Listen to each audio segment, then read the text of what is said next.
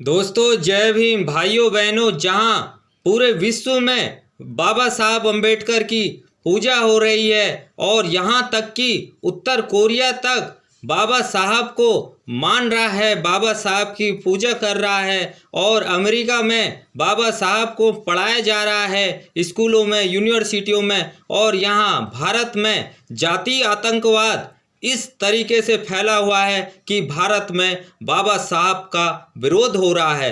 भारत में आतंकवादी, जातीय आतंकवादी बाबा साहब का विरोध कर रहे हैं और बाबा साहब की मूर्ति तोड़ने की धमकी दे रहे हैं और सरकार उस पर कोई कार्यवाही नहीं कर रही है। ग्वालियर हाई कोर्ट में अनिल मिश्रा नामक पूर्व बार एसोसिएशन का अध्यक्ष बाबा साहब की मूर्ति तोड़ने की धमकियां दे रहा है और वहां के वकील, कई सारे वकील बाबा साहब की प्रतिमा लगने के विरोध में खड़े हुए हैं। बाबा साहब के कानून की बदौलत वकील बने हुए हैं। यहाँ तक कि बाबा साहब की मूर्ति हर स्कूल में, हर कॉलेज में और हर कोर्ट में होनी चाहिए। वो तो कांग्रेस की कमी रही जो आज तक हर कोर्ट में बाबा साहब की मूर्ति नहीं है। बहुजन समाज की भी कमी रही जो आज तक नहीं है। बाबा साहब के संविधान से पढ़ लिख कर आज ये वकील बने हैं और कानून के रखवाले ही कानून के भक्षक बने हुए हैं। ये काले कोट में